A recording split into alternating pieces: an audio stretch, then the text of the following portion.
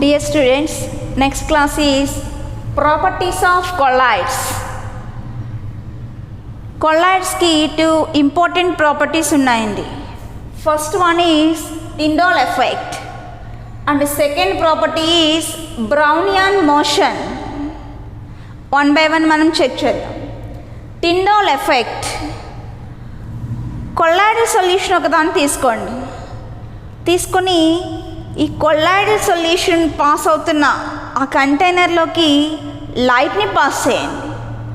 నేను colloidal solution ఒకదాన్ని తీసుకుని దాని మీదకి లైట్ని పాస్ చేస్తున్నాను. లైట్ని పాస్ చేసినప్పుడు colloidal solution first of all లైట్ని అబ్జార్బ్ చేసుకుంటుందండి. అబ్జార్బ్ చేసుకొని లార్జ్ సైజ్డ్ పార్టికల్స్ కింద డిస్పర్స్ అయిపోతుంది, స్కాటర్ అయిపోతుంది. లార్జ్ సైజ్డ్ పార్టికల్స్ కింద స్కాటర్ అయిపోయింది. మనం ఒక కొల్లాయిడల్ సొల్యూషన్ తీసుకున్నామండి. ఆ కొల్లాయిడల్ సొల్యూషన్ మీదకి లైట్ని పాస్ చేసినప్పుడు లైట్ని అబ్జర్వ్ చేసుకొని colloidal solution different types of large particles కింద స్కాటర్ అయిపోతుందండి. అంటే ఇక్కడ మనకి స్కాటరింగ్ ఆఫ్ లైట్ జరిగింది. ఆ లైట్ స్కాటరింగ్ని మనం ఏదైనా ఒక మైక్రోస్కోప్ తీసుకుని అబ్జర్వ్ చేసామనుకోండి. అబ్జర్వ్ చేసినప్పుడు ఆ స్కాటరింగ్ ఆఫ్ లైట్ అనేది లుమినస్గా కనిపిస్తుందండి మనకి. ఆ పాత్, ఆ స్కాటరింగ్ ఆఫ్ లైట్, ఆ పాత్ని మనం అబ్జర్వ్ చేస్తే ఆ పాత్ అనేది లుమినస్గా ఉంటుంది, అంటే ప్రకాశవంతంగా మెరుస్తుందండి. ఆ టైప్ ఆఫ్ ప్రాపర్టీనే, ఆ ఫినామినన్నే మనం టిండాల్ ఎఫెక్ట్ అంటామండి. మళ్ళీ ఒకసారి చూద్దాం. ఏదైనా ఒక కొల్లాయిడల్ సొల్యూషన్ తీసుకున్న కొల్లాయిడల్ సొల్యూషన్ మీదకి లైట్ రేడియేషన్స్ని, అంటే లైట్ని పాస్ చేయండి. పాస్ చేసినప్పుడు మన లైట్ రేడియేషన్స్ని కొల్లాయిడల్ సొల్యూషన్ అనేది అబ్జర్వ్ చేసుకొని different types of large particles కింద స్కాటర్ అయిపోతుందండి. స్కాటరింగ్ ఆఫ్ లైట్ అనేది అక్కడ జరిగింది.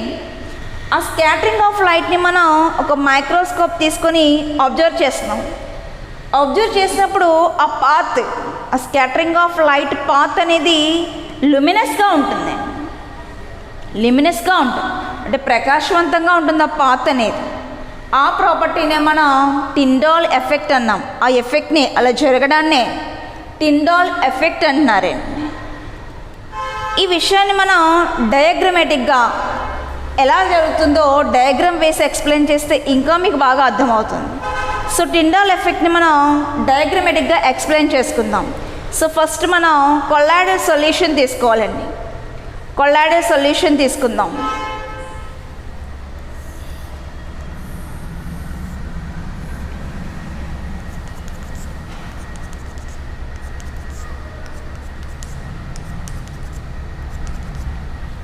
కొల్లాయిడల్ సొల్యూషన్ తీసుకున్నాను.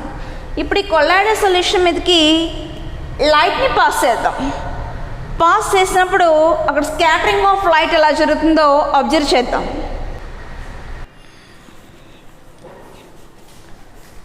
మనం ఒక కొల్లాయిడల్ సొల్యూషన్ తీసుకున్నామండి.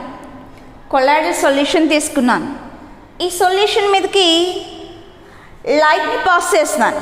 లైట్ని ఎంటర్ చేసినప్పుడు కొల్లాయిడల్ సొల్యూషన్ అనేది లైట్ రేడియేషన్స్ని అబ్జర్వ్ చేసుకొని స్కాటరింగ్ అవడం అనేది జరిగిందండి. అంటే లార్జ్ సైజ్డ్ పార్టికల్స్ కింద స్కాటర్ అయిపోయింది. ఇలా స్కాటరింగ్ జరిగిన తర్వాత మనం ఒక మైక్రోస్కోప్ తీసుకొని ఆ మైక్రోస్కోప్తో ఈ స్కాటరింగ్ ఆఫ్ లైట్ని అబ్జర్వ్ చేస్తున్నామండి. అబ్జర్వ్ చేసినప్పుడు ఈ పాత్, స్కాటరింగ్ ఆఫ్ లైట్, ఆ పాత్ అనేది సెల్ఫ్ లుమినస్, అంటే మనకి ప్రకాశవంతంగా కనిపిస్తుంది. ఆ పాత్ని మనం అబ్జర్వ్ చేస్తే ఆ పాత్ అనేది లుమినస్ అవుతుందండి, ప్రకాశవంతంగా కనిపిస్తుంది. ఈ ఎఫెక్ట్ని, ఈ పర్టికులర్ ఎఫెక్ట్ని మనం టిండాల్ ఎఫెక్ట్ అంటామండి. ఈ టిండాల్ ఎఫెక్ట్ని ఓన్లీ కొల్లాయిడల్ సొల్యూషన్స్ మాత్రమే ఎగ్జిబిట్ చేస్తాయండి. ట్రూ సొల్యూషన్లో టిండాల్ ఎఫెక్ట్ అనేది జరగదు. అంటే ట్రూ సొల్యూషన్స్ అనేవి లైట్ రేడియేషన్స్ని అబ్జర్వ్ చేసుకొని స్కాటరింగ్ని జరపవండి. కానీ కొల్లాయిడల్ సొల్యూషన్స్ మాత్రం లైట్ రేడియేషన్స్ని అబ్జార్బ్ చేసుకుని లార్జ్ సైజ్ డిస్పర్స్డ్ పార్టికల్స్ కింద స్కాటర్ అయిపోతున్నాయి.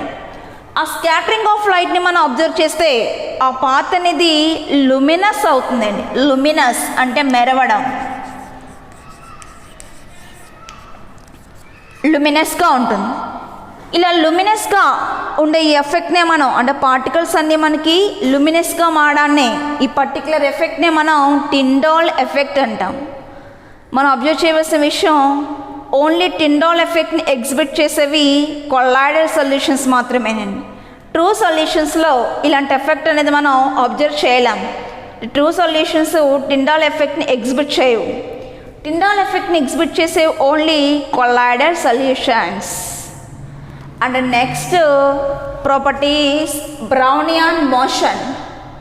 Brownian motion. Motion means movement and motion అంటే కదలడం. కొల్లాయిడల్ సొల్యూషన్ ఒక దాన్ని తీసుకుని కొల్లాయిడల్ సొల్యూషన్స్లో మనకి డిఫరెంట్ టైప్స్ ఆఫ్ పార్టికల్స్ ఉంటాయండి. Different types of particles. Dispersed phase అనేది డిస్పర్షన్ మీడియంతో లార్జ్లీ డిస్పర్స్ అయిపోతుంది మనకి. అలా డిస్పర్స్ అయిపోవడం వల్ల కొల్లాయిడల్ సొల్యూషన్ ఫామ్ అయింది. అలాంటి ఏదైనా కొల్లాయిడల్ సొల్యూషన్ తీసుకుని దాంట్లోని పార్టికల్స్ మూమెంట్ని మనం అబ్జర్వ్ చేస్తున్నాం. కొల్లాయిడల్ సొల్యూషన్ ఒక దాన్ని తీసుకుని దాంట్లోని పార్టికల్స్ మూమెంట్ ఎలా ఉంటుంది, అవి ఎలా మూవ్ అవుతున్నాయి, ఆ మూమెంట్ని మనం అబ్జర్వ్ చేస్తున్నామండి. అబ్జర్వ్ చేయడానికి ఆర్డినరీ ఐస్తో మనం అబ్జర్వ్ చేయలేం. కొల్లాయిడల్ సొల్యూషన్స్లో పార్టికల్స్ మూమెంట్ ఎలా ఉందో ఆర్డినరీ ఐస్తో మనం అబ్జర్వ్ చేయలేమండి. సో కొల్లాయిడల్ సొల్యూషన్ ఒక దాన్ని తీసుకుని దాన్ని అల్ట్రా మైక్రోస్కోప్తో అబ్జర్వ్ చేయండి. అబ్జర్వ్ చేస్తే దాంట్లోని పార్టికల్స్ అన్నీ కూడా ర్యాపిడ్ జిగ్జాగ్ మోషన్తో మూవ్ అయిపోతున్నాయండి. ర్యాపిడ్ జిగ్జాగ్ మోషన్ అంటే వాటికి ఇష్టం వచ్చినట్లు మూవ్ అవడం అనేది జరుగుతుంది. ఆ మూమెంట్ని మనకి ఫస్ట్ అబ్జర్వ్ చేసిన సైంటిస్టు బ్రౌనియన్. సో అందుకే మనం ఆ మోషన్ని బ్రౌనియన్ మోషన్ అన్నామండి. కొల్లాయిడల్ పార్టికల్స్ మూమెంట్ అనేది ర్యాపిడ్ జిగ్జాగ్ మోషన్లో ఉందండి. అసలు కొల్లాయిడ్స్కి ఈ ర్యాపిడ్ జిగ్జాగ్ మోషన్ ఎందుకు వచ్చింది అనే విషయం మనం అబ్జర్వ్ చేస్తే కొల్లాయిడ్స్లో డిస్పర్స్డ్ ఫేజ్ ఉంది, డిస్పర్షన్ మీడియం కూడా ఉంది.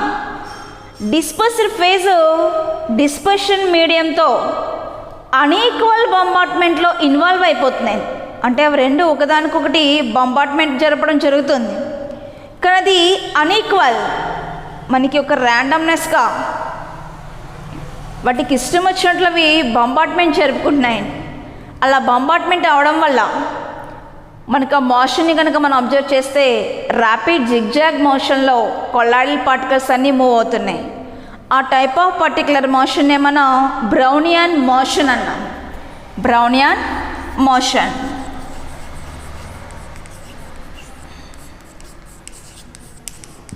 బ్రౌనియన్ మోషన్ని ఫస్ట్ అబ్జర్వ్ చేసిన సైంటిస్టు బ్రౌనియన్. కానీ బ్రౌనియన్ మోషన్ అనేది ర్యాపిడ్ మోషన్ అండి, పర్మనెంట్ మోషన్ కాదు అది. అంటే పర్మనెంట్గా మనకి ఆ మోషన్ అలా జరుగుతూ ఉండదండి. కొల్లాయిడల్ పార్టికల్స్ ఆఫ్టర్ టైం అంటే కొంచెం టైం అయిన తర్వాత సెటిల్ అయిపోతాయి. అన్ఈక్వల్ బొంబార్ట్మెంట్ చేయడం అనేది మనకి కొద్దిసేపు మాత్రమే జరుగుతుందండి. తర్వాత అవి సెటిల్ అయిపోతాయి. సెటిల్ అయిపోయి స్టేబుల్గా ఉండిపోతాయి.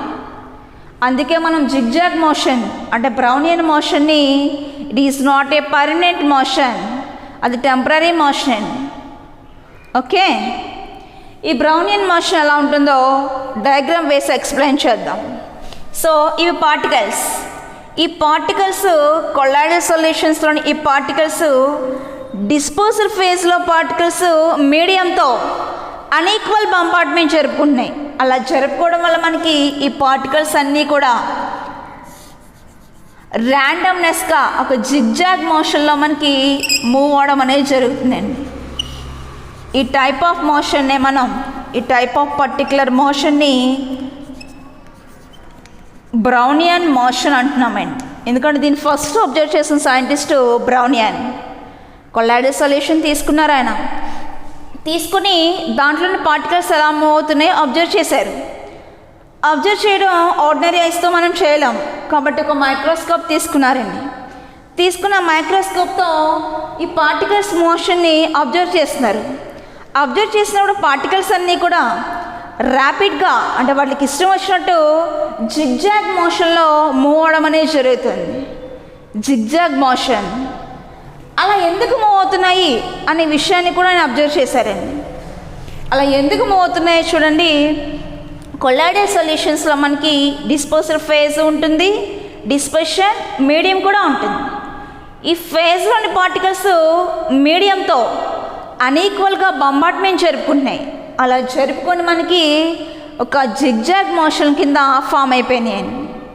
అందుకే మనకి అలా అన్ఈక్వల్ బొంబార్డ్మెంట్ జరపడం వల్ల ఆ మోషన్ జిగ్జాగ్ మోషన్ కింద ఉంది. ఈ టైప్ ఆఫ్ పర్టికులర్ మోషన్ మనం బ్రౌనియన్ మోషన్ అంటాం. కానీ ఈ మోషన్ అనేది పర్మనెంట్ మోషన్ కాదండి. పర్మనెంట్గా ఈ పార్టికల్స్ ఇలా మూవ్ అవుతూ ఉండవు. కొంచెం టైం అయిపోయేటప్పటికి ఆ పార్టికల్స్ అన్నీ కూడా సెటిల్ అయిపోతాయండి. సెటిల్ అయిపోయి కొల్లాయిడ్ అనేది స్టేబుల్ అయిపోతుంది. ఓకే, ఇవి ప్రాపర్టీస్ ఆఫ్ కొల్లాయిడ్స్ అండి. First one is Tyndall effect and second one is Brownian motion. Tyndall effect means scattering of light. ఆ పాత్ మనం అబ్జర్వ్ చేసినప్పుడు కొల్లాయిడల్ సొల్యూషన్ తీసుకొని దాని మీదకి లైట్ని పాస్ చేసినప్పుడు లైట్ సోర్స్ని మనం తీసుకున్న కొల్లాయిడ్ అబ్జర్వ్ చేసుకొని స్కాటరింగ్ అనేది జరిగింది. అక్కడ ఆ స్కాటరింగ్ ఆఫ్ లైట్ని మనం అబ్జర్వ్ చేస్తే అక్కడ మనకి పార్టికల్స్ అన్నీ కూడా పాత్ అంతా కూడా ఆ స్కాటరింగ్ అయ్యే పాత్ ల్యూమినస్గా ఉందండి. ఆ పర్టికులర్ ఎఫెక్ట్నేమో టిండాల్ ఎఫెక్ట్ అన్నాం. ఏదైనా కొల్లాయిడ్ తీసుకొని ఆ కొల్లాయిడ్ మోషన్ అబ్జర్వ్ చేసినప్పుడు ఆ మోషన్ ర్యాపిడ్ జిగ్జాగ్ మోషన్లో ఉంది. ఆ పర్టికులర్ మోషన్ ఏమో బ్రౌనియన్ మోషన్ అన్నాం. ఇవి properties of colloids. And next topic purification of colloids. Next topic is purification of colloids. Purification means మనం ఏదైనా కొల్లాయిడ్ తీసుకుందాం. తీసుకున్న కొల్లాయిడ్స్లో సమ్ ఇంప్యూరిటీస్ ఉంటాయండి, అంటే క్రిస్టలాయిడ్స్, సమ్ సొల్యూట్ పార్టికల్స్ అనేవి ఉండిపోయినాయి. ఆ సొల్యూట్ పార్టికల్స్ ఆ క్రిస్టలాయిడ్స్ని మినిమైజ్ చేయాలి. ఇప్పుడు మనం ఫామ్ అయిన కొల్లాయిడ్లో సమ్ ఇంప్యూరిటీస్ అనేవి ఉండిపోయినాయి. ఆ ఇంప్యూరిటీస్ని మినిమైజ్ చేయాలి, తగ్గించాలి బాగా. ఆ ప్రాసెస్ ఏమైనా ప్యూరిఫికేషన్ అంటామండి.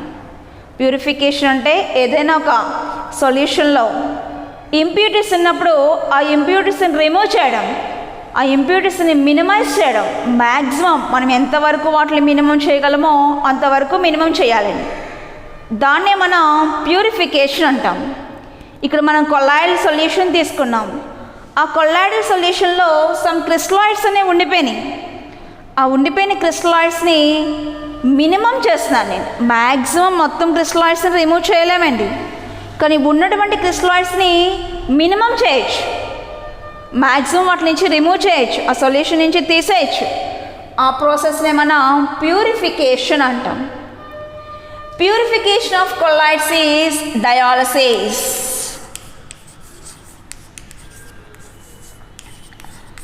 కొల్లాయిడ్స్ని ప్యూరిఫికేషన్ చేయడానికి మనం యూజ్ చేసే మెథడ్ డయాలసిస్. డయాలసిస్లో మనం డయాలైజర్ అనే యాపరేటస్ యూజ్ చేస్తామండి.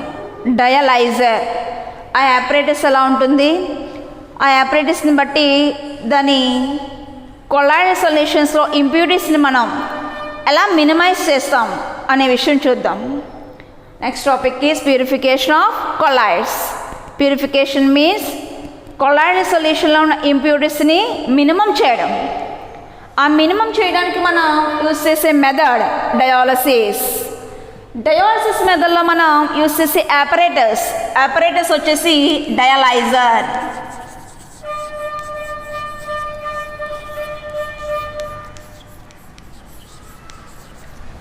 డయాలైజర్ ఎలా ఉందో అబ్జర్వ్ చేద్దాం.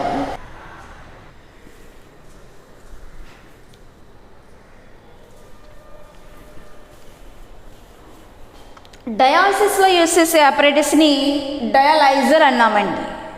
డయాలసిస్లో యూజ్ చేసే ఆపరేటర్స్ని డయాలైజర్ అన్నాం. ఈ డయాలైజర్లో ఫస్ట్ ఆఫ్ ఆల్ మనం ఒక బ్యాగ్ తీసుకోవాలండి.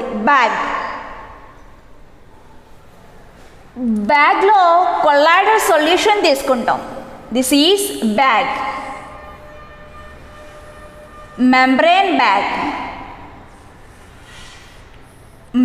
Bag dialysing membrane containing bag తీసుకున్నాం.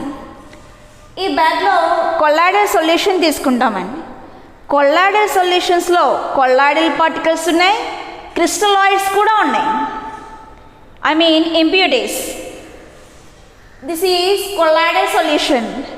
కొల్లాయిడల్ సొల్యూషన్లో అబ్జర్వ్ చేయండి, ఇవి కొల్లాయిడల్ పార్టికల్స్.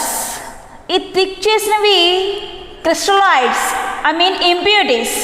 ఇప్పుడు మనం ఈ ఇంప్యూరిటీస్ని మినిమం చేయాలండి, రెడ్యూస్ చేయాలి. అలా రెడ్యూస్ చేయడానికి డయలైజర్ని యూజ్ చేసాం. డయలైజర్లో ఫస్ట్ మనం డయలైజింగ్ మెంబ్రేన్ కంటైనింగ్ బ్యాగ్ తీసుకుంటాం. ఈ బ్యాగ్లో కొల్లాయిడల్ సొల్యూషన్ తీసుకోండి. కొల్లాయిడల్ సొల్యూషన్లో మనకి కొల్లాయిడల్ పార్టికల్స్ ఉన్నాయండి, క్రిస్టలాయిడ్స్ కూడా ఉన్నాయండి. ఇప్పుడు మనం ఆ క్రిస్టలాయిడ్స్ని రిమూవ్ చేయాలి, మ్యాక్సిమం రెడ్యూస్ చేయాలి. ఈ బ్యాగ్ తీసుకున్నాం. ఈ బ్యాగ్ని వాటర్ కంటైనింగ్ వెజల్లో పెట్టండి. ఒక కొల్లాయిడల్ సొల్యూషన్ బ్యాగ్ తీసుకుని దాన్ని వాటర్ కంటైనింగ్ వెజల్లో పెట్టాం. ఇక్కడ వాటర్ని కంటిన్యూస్గా ఫ్లో చేస్తూ ఉండండి. వాటర్ని మనం కంటిన్యూస్గా ఫ్లో చేయాలి. కంటిన్యూస్గా ఫ్లో చేసినప్పుడు ఈ మెంబ్రేన్ని ఓవర్కమ్ చేస్తూ this is membrane, dialysing membrane. ఈ మెంబ్రేన్ని ఓవర్కమ్ చేసుకొని ఈ క్రిస్టలాయిడ్స్ అనేవి వాటర్లోకి వచ్చేస్తున్నాయి, వాటర్లోకి మూవ్ అయిపోతున్నాయి, పాస్ అయిపోతున్నాయి. కానీ కొల్లాయిడల్ పార్టికల్స్ అనేవి బ్యాగ్లోనే ఉండిపోతున్నాయి. మనం వాటర్ని కంటిన్యూస్గా ఫ్లో చేసినప్పుడు ఆ మెంబ్రేన్ని ఓవర్కమ్ చేసుకొని ఈ ఇంప్యూరిటీస్ అనేవి వాటర్లోకి వచ్చేస్తున్నాయి. So this is water plus crystalloids, అంటే ఇవన్నీ కూడా మనకి ఇంప్యూరిటీస్ అండి. నేను వాటర్ని కంటిన్యూస్గా ఫ్లో చేసినప్పుడు ఈ బ్యాగ్ నుంచి, ఈ మెంబ్రేన్ నుంచి, బ్యాగ్లో ఉన్న మెంబ్రేన్ నుంచి కొల్లాయిడల్ పార్టికల్స్ మాత్రం బ్యాగ్లో ఉండిపోయి రిమైనింగ్ క్రిస్టలాయిడ్స్ అన్నీ కూడా మనకి ఈ మెంబ్రేన్ని ఓవర్కమ్ చేసుకొని వాటర్లోకి పాస్ అయిపోయినాయి. ఇంకా బ్యాగ్లో కొల్లాయిడల్ పార్టికల్స్ మాత్రమే ఉంటాయి. ఇలా మనం డయలైజర్ని యూజ్ చేసి కొల్లాయిడల్ సొల్యూషన్ని ప్యూరిఫికేషన్ చేస్తామండి. ఓకే, ఆర్డినరీ సొల్యూషను మనకి క్రిస్టలాయిడ్స్ అనేవి, ఆర్డినరీ సొల్యూషన్ తీసుకున్నాం అనుకోండి, ఆర్డినరీ సొల్యూషన్లో క్రిస్టలాయిడ్స్ అనేవి మెంబ్రేన్ని ఓవర్కమ్ చేసుకొని మూవ్ అవ్వండి. కానీ కొల్లాయిడల్ సొల్యూషన్లో క్రిస్టలాయిడ్స్ మాత్రం ఈ మెంబ్రేన్ని ఓవర్కమ్ చేసుకొని ఈ సొల్యూషన్లోకి పాస్ అయిపోయినాయి. ఇంక బ్యాగ్లో మనకి రిమైనింగ్ ఉన్నవి కొల్లాయిడల్ పార్టికల్స్. ఇలా మనం క్రిస్టలాయిడ్స్ అన్నింటినీ మినిమం చేస్తాం. This is purification of colloids. Purification of కొల్లాయిడ్స్లో మనం యూజ్ చేసేది డయాలసిస్. డయాలసిస్ చేయాలంటే మనం డయలైజర్ని యూజ్ చేయాలండి. డయలైజర్లో ఫస్ట్ మనకి బ్యాగ్ కంటైనింగ్, అంటే మెంబ్రేన్ కంటైనింగ్ బ్యాగ్ తీసుకోండి. డయలైజింగ్ మెంబ్రేన్ కంటైనింగ్ బ్యాగ్ తీసుకున్నాను. అంటే మనం తీసుకున్న బ్యాగ్ డయలైజింగ్ మెంబ్రేన్తో ప్రిపేర్ చేసిందండి. ఇక్కడ డయలైజింగ్ మెంబ్రేన్ కింద మనం యానిమల్ మెంబ్రేన్ తీసుకోవచ్చు, యానిమల్ మెంబ్రేన్, ఆర్ సెల్లోఫాన్ షీట్ తీసుకోవచ్చు, సెల్లోఫాన్ షీట్ ఆర్ యానిమల్ మెంబ్రేన్ ఏమైనా తీసుకోవచ్చండి. ఈ మెటీరియల్తో ప్రిపేర్ చేసినటువంటి మెంబ్రేన్ ఉన్నటువంటి బ్యాగ్ తీసుకున్నాను. ఆ బ్యాగ్లోకి కొల్లాయిడల్ సొల్యూషన్ని పాస్ చేశాను. ఇప్పుడు కొల్లాయిడల్ సొల్యూషన్లో మనకి కొల్లాయిడల్ పార్టికల్స్ ఉన్నాయి, ఇంప్యూరిటీస్ కూడా ఉన్నాయండి. ఆ ఇంప్యూరిటీస్ మనం ఇప్పుడు రిమూవ్ చేయాలి. రిమూవ్ చేయడానికి ఈ బ్యాగ్ని ఒక వెజల్లో పెట్టాను. ఆ వెజల్లో వాటర్ని కంటిన్యూస్గా ఫ్లో చేస్తాను. ఫ్లో చేసినప్పుడు మనం తీసుకున్నటువంటి ఈ మెంబ్రేన్ని ఓవర్కమ్ చేస్తూ కొల్లాయిడల్ సొల్యూషన్లో ఉన్న క్రిస్టలాయిడ్స్ ఈ వాటర్లోకి మూవ్ అయిపోతున్నాయండి. ఇంకా రిమైనింగ్ ఈ బ్యాగ్లో మనకి కొల్లాయిడల్ పార్టికల్స్ మాత్రమే ఉంటాయి. ఇలా మనం కొల్లాయిడల్ సొల్యూషన్ని ప్యూరిఫికేషన్ చేస్తామండి. దానికి యూస్ చేసే method dialysis. This is the purification method of colloids. And next ఇక్కడితో మనకి కొల్లాయిడ్స్ టాపిక్ మ్యాక్సిమం కంప్లీట్ అయిపోయిందండి. మనం కొల్లాయిడ్స్ అంటే ఏంటో చూసాం. ఆ కొల్లాయిడ్స్ క్లాసిఫికేషన్ అబ్జర్వ్ చేసాం. 2 టైప్స్ కింద క్లాసిఫికేషన్ చేస్తామని చెప్పుకున్నాం. నెక్స్ట్ కొల్లాయిడ్స్ని ఎలా ప్రిపేర్ చేస్తామో చూసాం. కొల్లాయిడ్స్కి ఏ టైప్స్ ఆఫ్ ప్రాపర్టీస్ ఉంటాయో చూసాం. అలా ప్రిపేర్ చేసిన కొల్లాయిడ్స్ని ఎలా ప్యూరిఫికేషన్ చేయొచ్చో కూడా చూసాం. Next topic is production of కొల్లాయిడ్స్.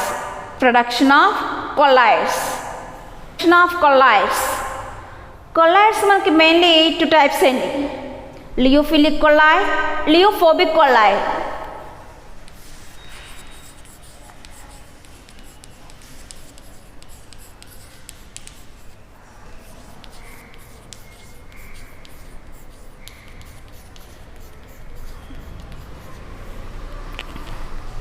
లియోఫిలిక్ colloid అనేది సెల్ఫ్ ప్రొడక్టివ్ కొల్లాయిడ్, అంటే దాన్ని అది ప్రొడక్ట్ చేసుకుంటుంది. But lyophobic colloid is not productive colloid, అంటే దాన్ని అది ప్రొడక్ట్ చేసుకోలేదండి. లియోఫిలిక్ అనేవి self productive colloids, lyophobic is not self productive colloids. మనం లియోఫోబిక్ని ప్రొడక్ట్ చేయాలనుకున్నాం అనుకోండి, దానికి ఎనదర్ లియోఫిలిక్ కొల్లాయిడ్ని యాడ్ చేయాలి. యాడ్ చేసేటప్పుడు లియోఫోబిక్ కొల్లాయిడ్ కూడా ప్రొడక్ట్గా ఉంటుందండి. సో లియోఫోబిక్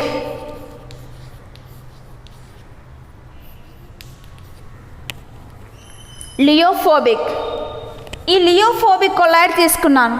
ఇది ప్రొడక్టివ్ కొల్లాయిడ్ కాదండి. దీన్ని మనం ప్రొడక్ట్ చేయాలంటే దీనికి ఎనదర్ లియోఫిలిక్ కొల్లాయిడ్ని యాడ్ చేయాలి. సో లియోఫిలిక్ కొల్లాయిడ్ని యాడ్ చేస్తున్నాను. ఇలా యాడ్ చేసినప్పుడు ఆటోమేటిక్గా లియోఫోబిక్ కొల్లాయిడ్ అనేది ప్రొడక్ట్ అవుతుందండి. ఈ రెండింటికి బిట్వీన్లో ఉండే లేయర్ని ప్రొడక్టివ్ లేయర్ అంటాం మనం. ఈ 2 కొల్లాయిడ్స్కి బిట్వీన్లో ఉండే లేయర్ని ప్రొడక్టివ్ లేయర్ అంటారు.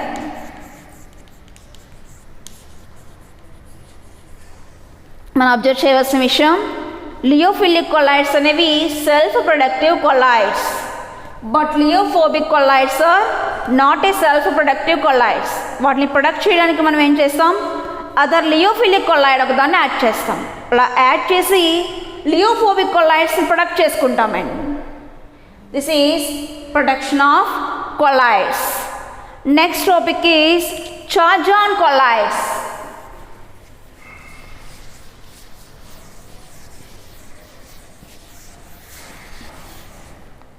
మనం డిఫరెంట్ టైప్స్ ఆఫ్ కొల్లాయిడ్స్ చూసామండి. Lyophilic colloids, lyophobic colloids. Every colloid gets charge, particular charge. అంటే ఎవ్రీ కొల్లాయిడ్కి చార్జ్ ఉంటుందండి. Either positive charge or negative charge, ఏమైనా ఉండొచ్చు. పాజిటివ్ చార్జ్ ఉన్న కొల్లాయిడ్స్ని ఏమో పాజిటివ్ కొల్లాయిడ్స్ అంటాం, నెగిటివ్ చార్జ్ ఉన్న కొల్లాయిడ్స్ని నెగిటివ్ కొల్లాయిడ్స్ అంటాం. But every colloid gets charge. Charge on colloids.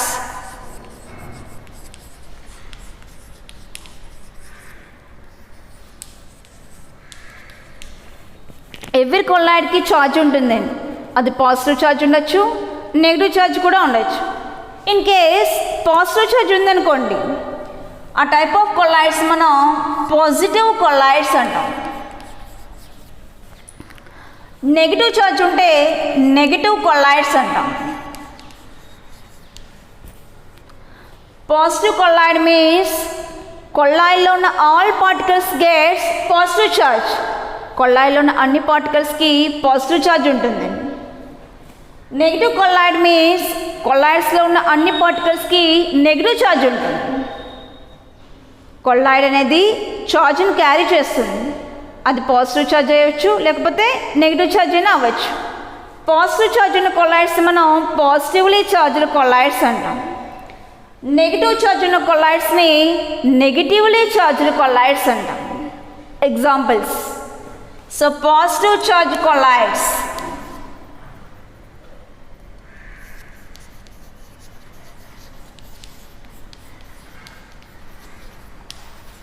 Examples చూద్దాం. Al2O3 XH2O, Fe2O3 XH2O. These are the examples of positive charge collides. Negative charge colloids కూడా ఉంటాయండి. వాటికి examples చూద్దాం. Starch sol, starch colloidal sol, gum, gelatin, ఇవన్నీ కూడా అవి negative colloidal సోల్స్కి examples అండి. ఇవి వచ్చేసి పాజిటివ్ కొల్లాయిడల్ సోల్స్కి ఎగ్జాంపుల్స్. ఇక్కడ మనం అబ్జర్వ్ చేయవలసిన ఒక విషయం, కొల్లాయిడ్ అనేది ఛార్జ్ని క్యారీ చేస్తుంది. కొల్లాయిడ్లో ఉన్న ఆల్ పార్టికల్స్కి ఛార్జ్ అనేది ఉంటుంది, ఐదర్ పాజిటివ్ ఆర్ నెగిటివ్. అది పాజిటివ్ ఉండాలని రూల్ లేదు, నెగిటివ్ ఉండాలని కూడా రూల్ లేదు. ఇన్ కేస్ పాజిటివ్ ఉందంటే ఆ టైప్ ఆఫ్ కొల్లాయిడ్ మనం పాజిటివ్ ఛార్జ్ కొల్లాయిడ్ అంటాం. నెగిటివ్ ఉన్నట్లయితే నెగిటివ్ ఛార్జ్ కొల్లాయిడ్ అంటాం. పాజిటివ్ ఛార్జ్ కొల్లాయిడ్స్కి examples Al2O3 XH2O. Negative charge కొల్లాయిడ్స్కి ఎగ్జాంపుల్స్ స్టార్చ్, గమ్. ఓకే,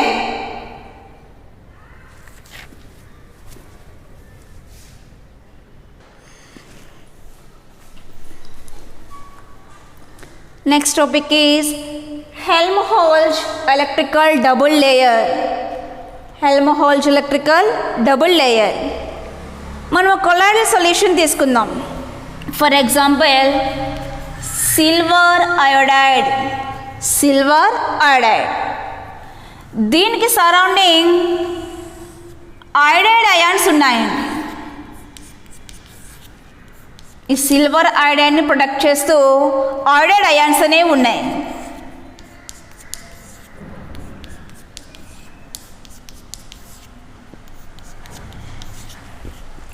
ఈ అయోడైడ్ అయాన్స్కి సరౌండింగ్ పొటాషియం అయాన్స్ ఉన్నాయండి.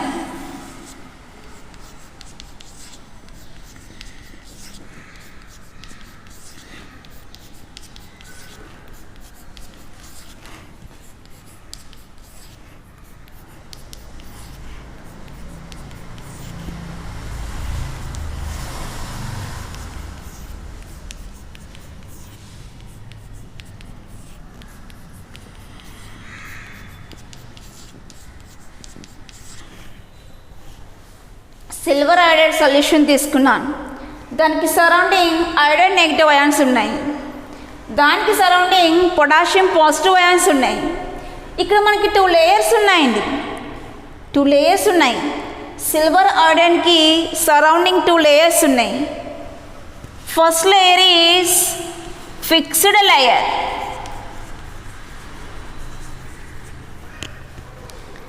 ఈ లేయర్ని మనం ఫిక్స్డ్ లేయర్ అంటాం. Next layer is diffused layer.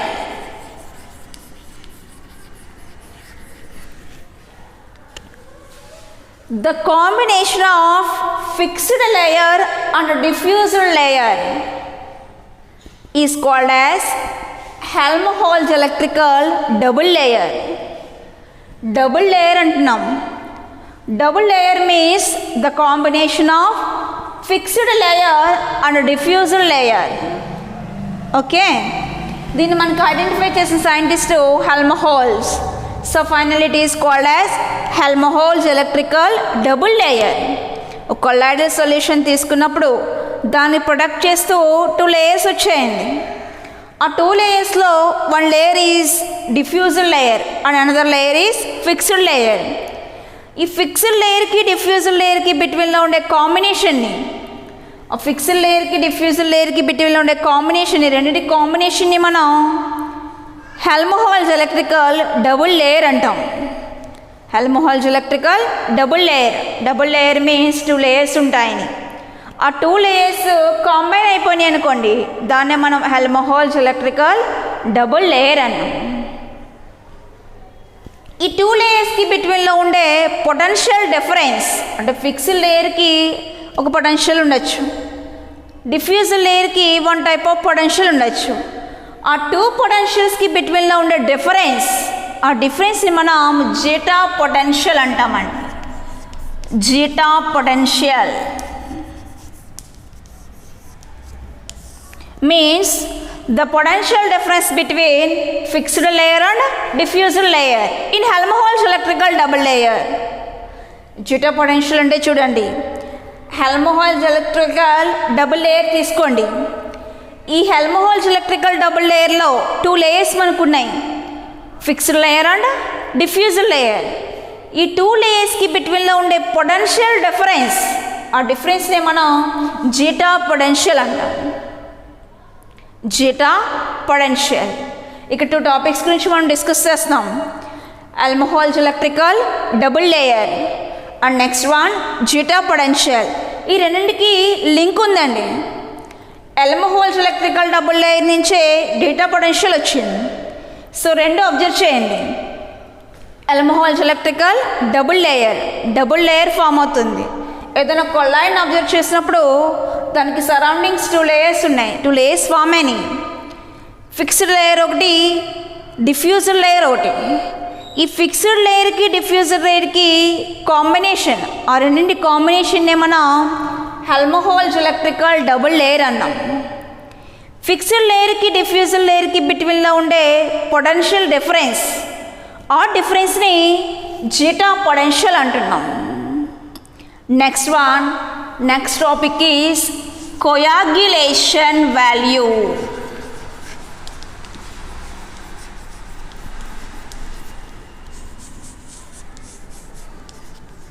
Next topic is coagulation value. Already మనం డిస్కస్ చేసుకున్నాం, కొల్లాయిడల్ పార్టికల్స్కి ఛార్జ్ ఉంటుందని చెప్తున్నాం, either positive or negative. Positive charge colloid ఉందనుకోండి, దాన్ని న్యూట్రల్ చేయడానికి నెగిటివ్లీ ఛార్జ్డ్ పార్టికల్స్ని మనం యాడ్ చేయాలి.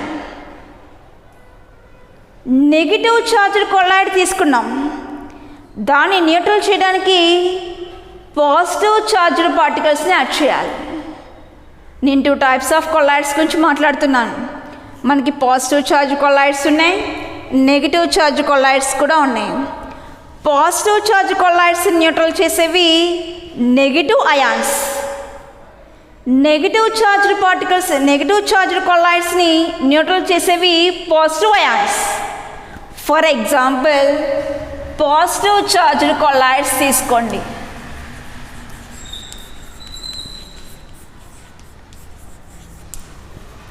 పాజిటివ్ ఛార్జ్డ్ కొల్లాయిడ్స్, ఈ పాజిటివ్ ఛార్జ్డ్ కొల్లాయిడ్స్ న్యూట్రల్ చేయడానికి నెగిటివ్లీ ఛార్జ్డ్ ఆటమ్స్ని యాడ్ చేయాలి. సో దీనికి నెగిటివ్లీ ఛార్జ్డ్ ఆటమ్స్ని యాడ్ చేశాను. ఎన్ని అయాన్స్ని యాడ్ చేస్తున్నాను? పాజిటివ్ ఛార్జ్డ్ కొల్లాయిడ్ అనేది న్యూట్రల్ అవడానికి మనం ఎన్ని నెగిటివ్ ఛార్జ్డ్ ఆటమ్స్ని యాడ్ చేసామో ఆ పర్టిక్యులర్ ఆటమ్స్ని కోయాగ్యులేషన్ వాల్యూ అంటామండి. కోయాగ్యులేషన్ వాల్యూ అంటాం. అవి 10 అయితే 10, 5 అయితే 5, 50 అయితే 50, 100 అయితే 100. ఇప్పుడు నేను నెగిటివ్ ఛార్జ్డ్ కొల్లాయిడ్ తీసుకున్నాను.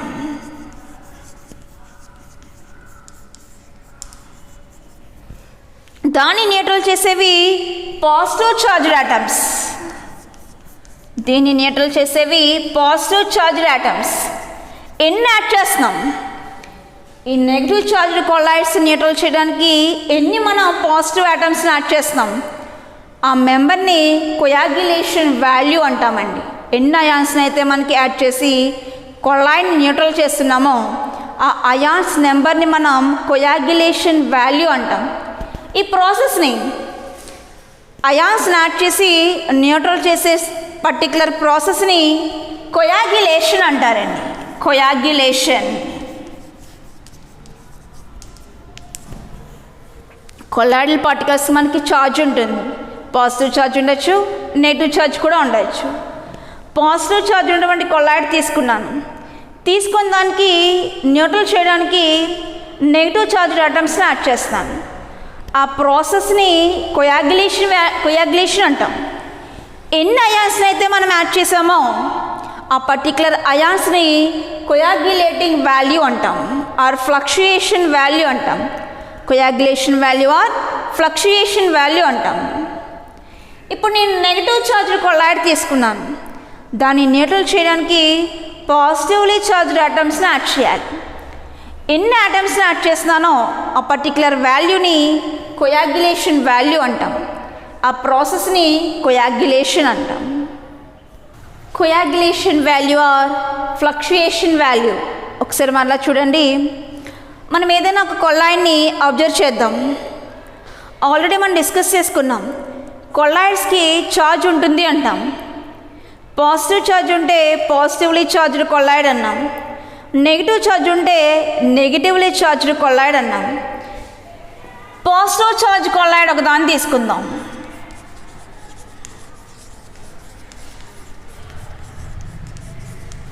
ఈ పాజిటివ్ ఛార్జ్డ్ కొల్లాయిడ్ని న్యూట్రల్ చేయాలి. న్యూట్రల్ చేయడానికి నెగిటివ్లీ ఛార్జ్డ్ అయాన్స్ని యాడ్ చేయాలి. మనం ఈ పాజిటివ్ ఛార్జ్డ్ కొల్లాయిడ్స్ని న్యూట్రల్ చేయాలంటే నెగిటివ్ ఛార్జ్ ఉన్నటువంటి అయాన్స్ని యాడ్ చేయాలి. సో దీనికి నెగిటివ్ ఛార్జ్డ్ అయాన్స్ని యాడ్ చేశాను. నెగిటివ్ ఛార్జ్డ్ అయాన్స్ని యాడ్ చేస్తే ఈ పాజిటివ్ ఛార్జ్డ్ కొల్లాయిడ్ న్యూట్రల్ అయిపోయింది. ఈ పర్టికులర్ ప్రాసెస్ని మనం కొయాగ్యులేషన్ అంటాం. కొయాగ్యులేషన్. మనం నెగిటివ్ ఛార్జ్డ్ అయాన్స్ యాడ్ చేయడం వల్లే ఈ పాజిటివ్ ఛార్జ్డ్ కొల్లాయిడ్ న్యూట్రల్ అయింది. ఎన్ని అయాన్స్ యాడ్ చేసాం? 10, 15, 20, 40, 60. ఆ particular member of negative charged ions ఆ వాల్యూని, ఆ నెంబర్ ఆఫ్ అయాన్స్ వాల్యూని కొయాగ్యులేషన్ వాల్యూ అంటారండి, ఆర్ ఫ్లక్చుయేషన్ వాల్యూ అంటాం.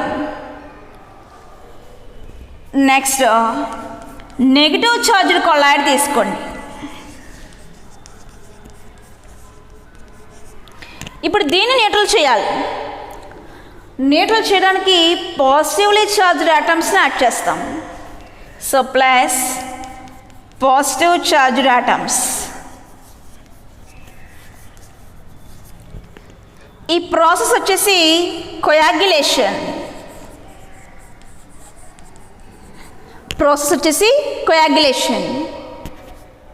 Value of positive charged atoms or coagulating value. ఎన్నైతే పాజిటివ్ అయాన్స్ని యాడ్ చేశానో ఆ వాల్యూ వచ్చేసి కొయాగ్యులేషన్ వాల్యూ అండి, or fluctuation value. This is coagulation and coagulation value or fluctuation value. Next gold number. Lyophilic colloids అనేవి self productive colloids అంటున్నాం compare to lyophobic colloids. Lyophilic colloids productive పవర్ని, అంటే లియోఫిలిక్ colloids అనేవి ఎంత ప్రొడక్టివ్గా ఉన్నాయి ఆ పవర్ని మనం గోల్డ్ నెంబర్లో మెజర్ చేస్తామండి. It is the measuring of, gold number is the measuring of the power of liophylic colloids, protecting power of liophylic colloids. Liophylic colloids protecting power ni measure చేసేది గోల్డ్ నెంబర్. గోల్డ్ నెంబర్లో మనం measure చేస్తాం. For example different types of colloids తీసుకుందాం. వాళ్ళ protecting power అనేది gold నెంబర్లో measure చేస్తామంటున్నాం. ఆ ప్రొటెక్టింగ్ పవర్ ఎలా ఉంటుంది, ఏ రేంజెస్లో ఉంటుందో అబ్జర్వ్ చేద్దాం. ఫర్ ఎగ్జాంపుల్ జిలాటిన్ తీసుకుందాం. ఈ జిలాటిన్కి ప్రొటెక్టింగ్ పవర్ 0.005 to 0.01 ఉందండి. Gelatin is a lyophilic colloid. Lyophilic colloid self productive colloid అండి. దాని ప్రొటెక్టింగ్ పవర్ నేను ఇప్పుడు గోల్డ్ నెంబర్లో చెప్తున్నాను. ఆ protecting power 0.005 to 0.01. And next example haemoglobin. This is also lyophilic colloid. దీని ప్రొటెక్టింగ్ పవర్ నేను గోల్డ్ నెంబర్లో మెజర్ చేస్తున్నాను. This is 0.03. Next example gum arabic. This is also example of lyophilic colloid. ఇది కూడా లియోఫిలిక్ కొలాయిడేనండి. దానికి ప్రొడక్టింగ్ పవర్ అనేది ఉంటుంది, ఆటోమేటిక్గా ఉంటుంది. ఆ ప్రొడక్టింగ్ పవర్ రేంజ్ గోల్డ్ నెంబర్లో మెజర్ చేస్తారు, 0.15 to 0.25. And another example is starch. Starch is lyophilic colloid, అంటే సెల్ఫ్ ప్రొడక్టింగ్ కొలాయిడ్. ఆ ప్రొడక్టింగ్ పవర్ని గోల్డ్ నెంబర్లో మెజర్ చేశాను, అది 25 అండి. This is the topic of gold number. Next topic is electrophoresis effect.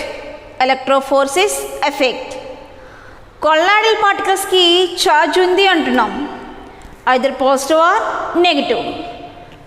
Colloidal పార్టికల్స్కి అసలు ఛార్జ్ ఉంటుంది అనే విషయాన్ని మనం ప్రూవ్ చేయడానికి ఈ ఎక్స్పెరిమెంట్ చేస్తామండి. ఈ ఎఫెక్ట్ని మనం ఎలక్ట్రోఫోర్సిస్ ఎఫెక్ట్ అంటాం. ఈ ఎక్స్పెరిమెంట్ చేసి కొల్లాయిడల్ పార్టికల్స్కి ఛార్జ్ ఉంటుందనే విషయాన్ని మనం కన్ఫర్మ్ చేసుకుంటాం. ఈ ఎఫెక్ట్లో యూ షేప్లో ఉండే ఒక ట్యూబ్ తీసుకుంటాం, యూ షేప్లో ఉండే ట్యూబ్. ఈ ట్యూబ్లోకి కొల్లాయిడల్ సొల్యూషన్ ఒకదాన్ని తీసుకోండి. ఎలక్ట్రోఫోర్సిస్ ఎఫెక్ట్ని ఎక్స్ప్లెయిన్ చేయడానికి యూ షేప్లో ఉండే ఒక ట్యూబ్ తీసుకున్నాను, దాంట్లోకి కొల్లాయిడల్ సొల్యూషన్ తీసుకున్నాం. ఈ కొల్లాయిడల్ సొల్యూషన్ ట్యూబ్లోకి 2 ప్లాటినం ఎలక్ట్రోడ్స్ని ఇమర్స్ చేయండి. This is 2 electrodes. 2 ప్లాటినం ఎలక్ట్రోడ్స్ని ఈ ట్యూబ్లోకి ఇమర్స్ చేశాను, ముంచాను. ఫస్ట్ ఆఫ్ ఆల్ మనం ఎలక్ట్రోఫోర్సిస్ ఎఫెక్ట్ని ఎక్స్ప్లెయిన్ చేయడానికి యూట్యూబ్లో ఉండే యూ షేప్లో ఉండే యూట్యూబ్లో షేప్లో ఉండే ఒక ట్యూబ్ తీసుకున్నాం, ఈ షేప్లో ఉండే ట్యూబ్. దాంట్లోకి కొల్లాయిడల్ సొల్యూషన్ తీసుకుంటున్నాం. కొల్లాయిడల్ సొల్యూషన్ ఉన్నటువంటి ఈ యూట్యూబ్లోకి 2 ఎలక్ట్రోడ్స్ని ఇమర్స్ చేస్తున్నాను. This is platinum electrodes. One of the electrode is anode, positive, and the electrode is cathode, negative. ఇప్పుడు ఈ ఎలక్ట్రోడ్స్కి బిట్వీన్లో పొటెన్షియల్ని, ఈ ఎలక్ట్రోడ్స్కి పొటెన్షియల్ని సప్లై చేస్తానండి. సమ్ పొటెన్షియల్ ఇచ్చాను, అంటే బ్యాటరీని కనెక్ట్ చేశాను, పవర్ ఇచ్చాను, పొటెన్షియల్ ఇచ్చాను. ఇవి ఎలక్ట్రోడ్స్ ఈ పొటెన్షియల్ని అబ్జార్బ్ చేసుకుని మూవ్ అవడం అనేది స్టార్ట్ అవుతుందండి. కొల్లాయిడల్ పార్టికల్స్ అనేవి మూవ్ అవుతున్నాయి. ఎలక్ట్రోడ్స్కి బిట్వీన్లో మనం ఎలక్ట్రోడ్స్ని ఇమర్స్ చేసాం యూట్యూబ్లో.